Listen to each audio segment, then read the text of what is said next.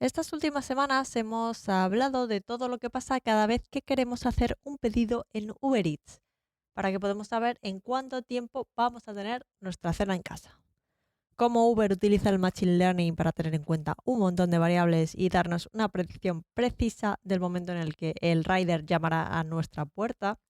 También hemos hablado de algunas de las cosas que han tenido que hacer para evolucionar su ecosistema de Big Data y llegar a ser capaces de manejar un exabyte de datos. Bien, pues Antonio, un oyente del podcast, me enviaba una reflexión sobre el consumo de recursos que hay detrás del entrenamiento y uso de estos modelos de Machine Learning. Porque, como bien sabemos los ninjas de los datos, esto no sucede por arte de magia. Y total, por saber si nuestro pedido de Uber llegará en 10 o 15 minutos, ¿realmente merece la pena todo esto?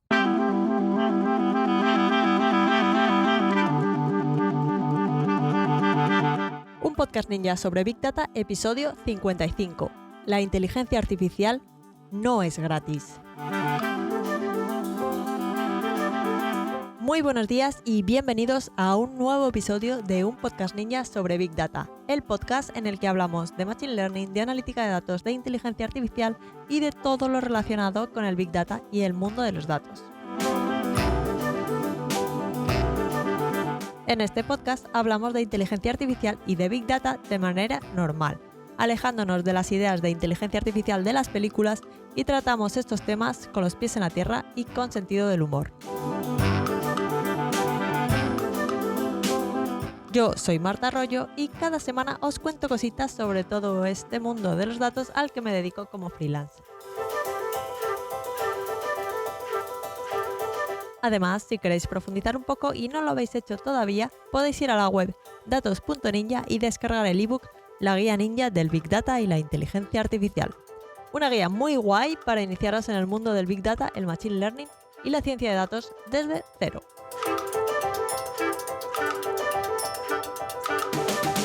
Hoy vamos a hablar de lo que cuesta entrenar y también desplegar modelos de Machine Learning, y no de lo que cuesta en términos económicos, que también. Hace unos meses se publicaba en Business Insider que tener en funcionamiento a ChatGPT le cuesta a OpenAI unos $700.000 diarios debido a la cantidad de energía que consumen estos modelos. Y ya no hablamos de su entrenamiento, sino de tener el modelo desplegado y listo para responder las consultas de los usuarios. Imaginaos la factura de la luz. Pero ¿por qué los modelos de Machine Learning consumen tanta energía? Pues bien, un modelo de Machine Learning, incluso el más complejo, no es más que unas cuantas operaciones matemáticas que se hacen sobre los datos de entrada para obtener el resultado que buscamos. En el caso de la regresión lineal más sencilla en la que queremos predecir, yo qué sé, el precio de una vivienda en función de lo grande que es. Pues nuestra intuición nos dice que cuanto más grande sea la casa, más alto será el precio. O sea que podría llegar a ser pues, una relación lineal hasta cierto punto. A ver, que nuestra intuición también nos dice que el precio depende de otras variables, como el barrio en el que está la casa, el estado de la vivienda, si es exterior o interior, si tiene ascensor. Pero vamos, que simplificando casi al absurdo, podríamos tener un modelo de Machine Learning que con un par de multiplicaciones y alguna suma predijera el precio de una casa si sabemos los metros cuadrados que tiene. Esto una vez que ya tenemos el modelo entrenado, porque para entrenarlo tendríamos que mapear los datos de entrada de nuestro dataset de entrenamiento con sus correspondientes precios de este mismo dataset, y esto también implica más multiplicaciones y más sumas. Y igual este modelo de regresión lineal hiper sencillo que predice el precio de la vivienda a partir de los metros cuadrados solo tiene un par de parámetros y no consume mucha energía. Tampoco la inteligencia artificial está en boca de todo el mundo por modelos tan pequeños y probablemente tan poco precisos como este. Pero el principio es el mismo detrás de un modelo de más de 1 billón de parámetros, o sea, 1 millón de millones de parámetros, como podría ser GPT-4, y nuestra regresión lineal súper sencilla con 2 parámetros. Y el principio también es el mismo detrás de los modelos que está utilizando Uber para predecir el tiempo que va a tardar nuestra cena en llegar o para asignarnos un conductor que nos recoja y nos lleve al aeropuerto. Igual no serán modelos tan grandes como GPT-4, pero de seguro que son mucho, mucho más complejos que una regresión lineal de 2 parámetros. O sea, viven es un modelo intermedio entre GPT-4 y una regresión lineal súper sencilla, más tirando a GPT-4 que la regresión lineal, pero vamos, así como en el medio. Lo que implican todos ellos son operaciones matemáticas. Y todos estos cálculos se hacen generalmente en GPUs, en tarjetas gráficas, que viven en los centros de datos de la empresa en cuestión, digamos en Uber o en la nube, que la nube en realidad no es más que los centros de datos de Google, de Amazon, de Microsoft o el proveedor de servicios de la nube que sea. Vamos, que son centros de datos también, pero con la gracia de que se benefician de las economías de escala. Total, que tenemos GPUs enchufadas en centros de datos haciendo cálculos para entrenar modelos o directamente para usarlos una vez que han sido entrenados, gastando energía y agua. Sí, agua también, porque los servidores de estos data centers tienen que estar refrigerados, que si no, de tanto calcular se sobrecalientan y se estropean. Y este gasto de energía y agua tiene, por supuesto, un impacto medioambiental. Qué poco se habla de este impacto medioambiental, ¿verdad? Cuando nos ponemos ahí a pasar la tarde hablando con ChatGPT. Bueno, pues en la era pre-ChatGPT, cuando la inteligencia artificial no era tan mainstream, aunque su popularidad pues estaba aumentando considerablemente, porque claro, el hecho de que todo el mundo use herramientas como ChatGPT en su día a día, pues tiene también un impacto. Bueno, luego os cuento esto. Resulta, lo que iba a decir, que incluso antes de ChatGPT, el crecimiento de la inteligencia artificial ya repercutía directamente en el crecimiento de los centros de datos. Amazon, Google, Microsoft y Meta han estado construyendo cada vez más centros de datos para ser capaces de seguir en esta carrera de la inteligencia artificial y no quedarse atrás. De hecho, las emisiones de carbono asociadas a centros de datos se duplicaron entre 2017 y 2020. Ahí es nada. Estas emisiones dependen, por supuesto, de cómo se está generando la energía que alimenta el data center en cuestión. No es lo mismo un centro de datos que obtiene su energía de una planta de carbón o de gas natural que uno que se alimenta de energías renovables. De hecho, la huella de carbono que provoca el entrenamiento y uso de un modelo de Machine Learning puede multiplicarse hasta por 10 dependiendo de la fuente de energía del centro de datos, incluso para centros de datos que son de una misma empresa y están situados en un mismo país. Vamos a poner unos números que publicaron en Bloomberg para que nos hagamos una idea así un poco más específica de lo que estoy contando. Pongamos que la energía que gasta Google en inteligencia artificial está alrededor del 10 al 15% de todo el consumo eléctrico de la compañía. Este consumo en 2021 fue de 18,3 teravatios hora, por lo que podríamos aproximar que el gasto energético en inteligencia artificial de Google fue de unos 2,3 teravatios hora en todo el año, lo que equivale al gasto energético de todas las viviendas de una ciudad de unos 500.000 habitantes ese mismo año. ¿Qué os parece? Todo el gasto energético de las viviendas de una ciudad de 500.000 habitantes de un año, eso es lo que Google se gasta en alimentar a la inteligencia artificial. Ahí es nada. Evidentemente, todas estas grandes empresas afirman su intención de alcanzar cero emisiones en sus operaciones antes de 2030.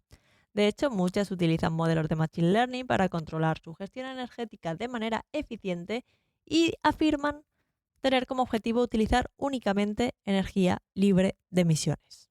Eso es lo que dicen.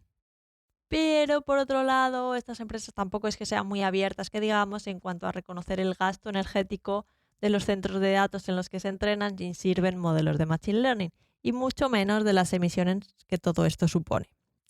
Así que, para hacernos una idea sobre lo que cuesta al medio ambiente en términos de emisiones atmosféricas cada vez que le hacemos una consulta a un cacho de modelo del lenguaje, de estos de miles de millones de parámetros, pues tenemos que echar mano de la comunidad de código abierto, que tiene menos secretos. A finales de 2022 se publicó un estudio que estimaba la huella de carbono de un gran modelo de lenguaje de código abierto llamado Bloom con 176.000 millones de parámetros. En tamaño estaría en la escala de GPT-3 de OpenAI con 175.000 millones de parámetros. Bueno, pues Bloom se entrenó sobre 1,6 terabytes de datos durante algo más de 118 días, lo que supone un poco más de 1 millón de horas de procesamiento de GPU. Más concretamente, GPUs NVIDIA A100. Este modelo se entrenó durante este millón de horas en el clúster de computación GenSci del Instituto Idris en Francia. Fijaos cómo será el clúster de computación, que le han puesto nombre y todo. Pues lo que digo, que en ese 1.000.000 de horas de entrenamiento, la energía consumida por el clúster fue de 433.196 kilovatios hora.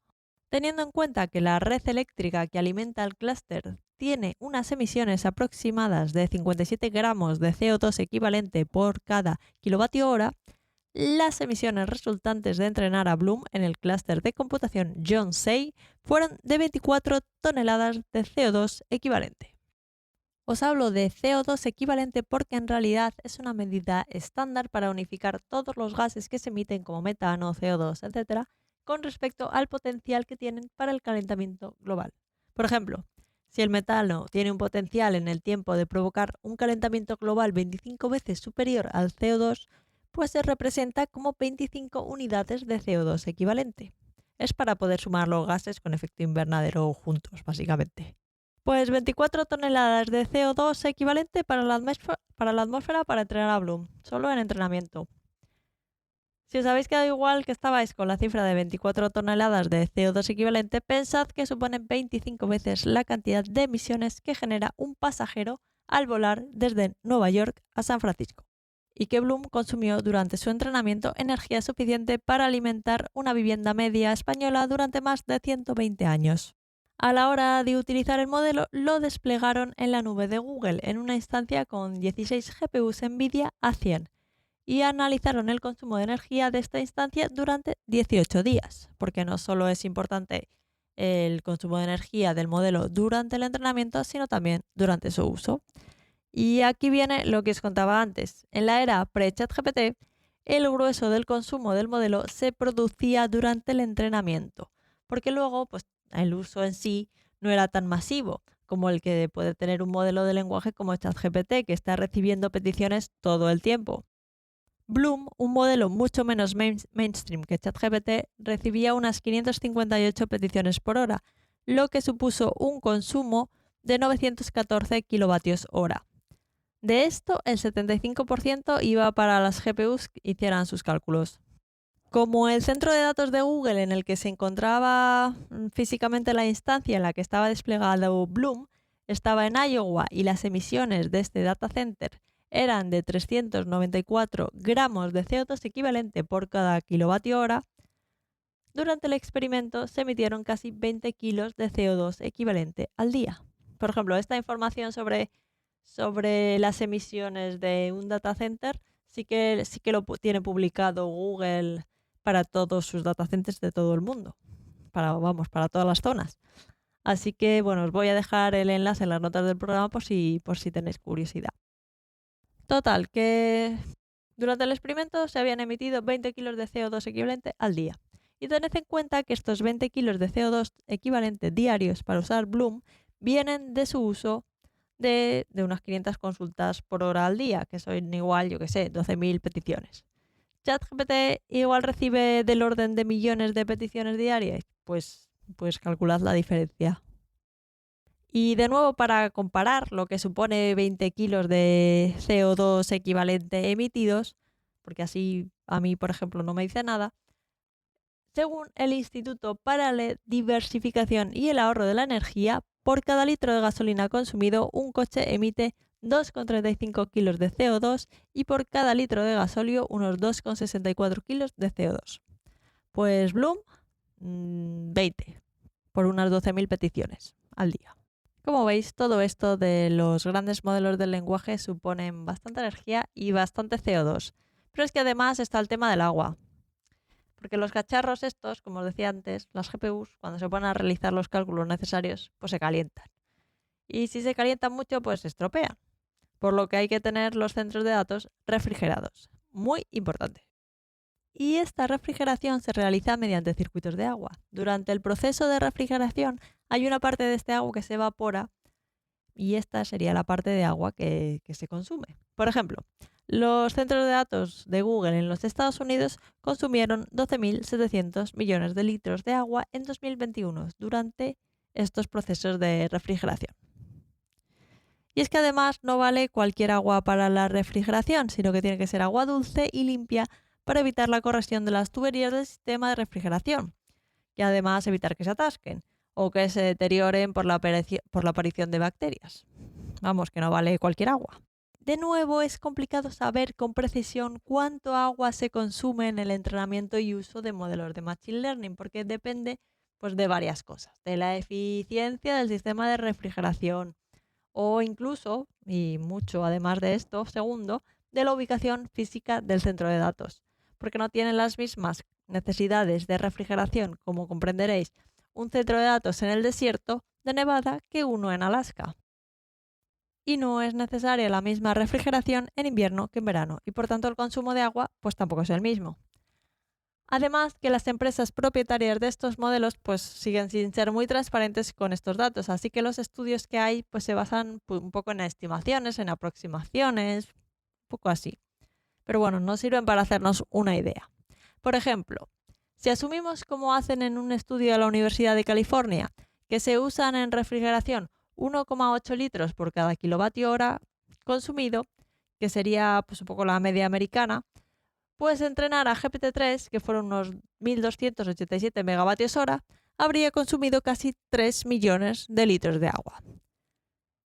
Y lo mismo pasa durante el uso del modelo. A partir de varias estimaciones que hacen para realizar estos estudios sobre la energía consumida en cada consulta y el agua consumida para refrigerar los equipos por kilovatio hora de energía, podríamos llegar a la conclusión de que necesitamos una botellita de medio litro de agua para intercambiar unas 20-50 consultas con ChatGPT. Vamos, que ChatGPT necesita beber un poco de agua para hablar con nosotros, que si no se queda seco. Y eso cada uno de nosotros, que ChatGPT tiene millones de usuarios. Pero bueno, como digo, son solo estimaciones, porque Microsoft, que es el dueño de los centros de datos donde vive ChatGPT, y OpenAI ni confirman ni desmienten. Y bueno, también tened en cuenta que los modelos de lenguaje son los que consumen más recursos, tienen muchísimos más parámetros que cualquier otro modelo de Machine Learning, rollo órdenes de magnitud más. Seguramente modelos más pequeños, como los que puede estar usando Uber para asignarnos un conductor o predecir el tiempo de entrega de un pedido, no consumen tantísimos recursos. Que sí que consumen recursos, vaya, pero no sabemos cuántos, desde luego no tantos como los modelos estos gigantes del lenguaje. Ahora bien, ¿merece la pena el gasto de recursos energéticos y medioambientales en inteligencia artificial? Pues aquí sí que la respuesta es un depende mayúsculo. Probablemente por un montón de chorradas para las que usamos ChatGPT y demás modelos de lenguaje, pues no merecería la pena. Para otros muchos usos, pues seguramente sí.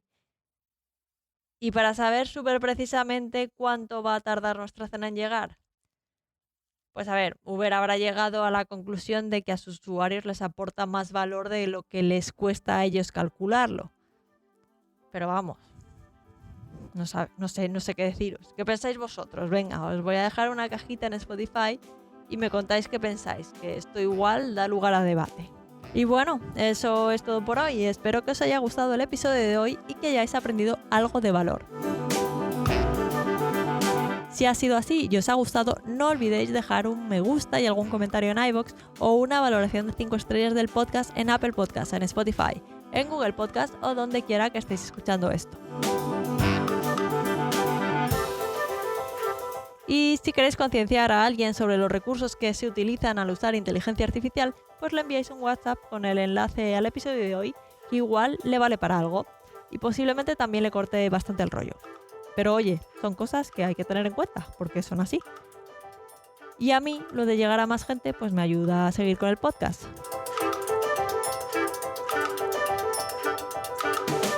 Como siempre, si tenéis cualquier duda, pregunta y os puedo ayudar de alguna manera, recordad que podéis contactar conmigo a través del formulario de contacto en la web datos.ninja/contactar. Yo encantada. Sobre todo, muchas gracias por estar al otro lado y nos escuchamos en el próximo episodio de un podcast ninja sobre Big Data. Feliz semana y hasta el próximo episodio.